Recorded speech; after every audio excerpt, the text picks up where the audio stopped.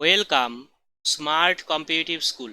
আজকে আমি সুবীর দাস স্যারের বইয়ের শতকরা অধ্যায়ের 17 নম্বর অঙ্কটিকে সলভ করে দেব।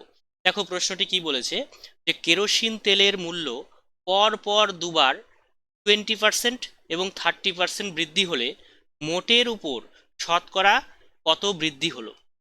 তাহলে আমরা কিভাবে করব? একদম শর্ট ট্রিক্সে করব। তোমরা যদি আমার পার্সেন্টেজের যে প্লেলিস্টটা রয়েছে সেটা তোমরা যদি দেখে না থাকো, অবশ্যই সেটা দেখে নেবে, তাহলে শর্ট ট্রিক্সগুলো ভালোভাবে বুঝতে পারবে। তাহলে দেখো দুবার বেড়েছে, একবার হচ্ছে 20% আর একবার হচ্ছে 30%। তার মানে 100 ছিল, হয়ে গেল কত? 120। তাহলে ওপরে 120, নিচে 100। প্রথমবার বেড়ে গেল, তারপরের বার দ্বিতীয়বার আবার কত বাড়লো? 30%। তার মানে আমরা ধরতে পারি যদি 100 ছিল তো সেটা বেড়ে হয়ে গেল 130। ঠিক আছে, এখন বলেছে যে শতকরা তাহলে কত বৃদ্ধি পেল। তাহলে এবার দেখো, শূন্য শূন্য কেটে গেল, এই শূন্য কেটে গেল, তাহলে 12 × 13 কত হয়? 12 × 13 হচ্ছে 156। আর নিচে কত? 10 × 10, 10 × 10 মানে কত? 100। তোমরা চেষ্টা করবে সবসময় নিচে 100 আনার। তাহলে কি হবে?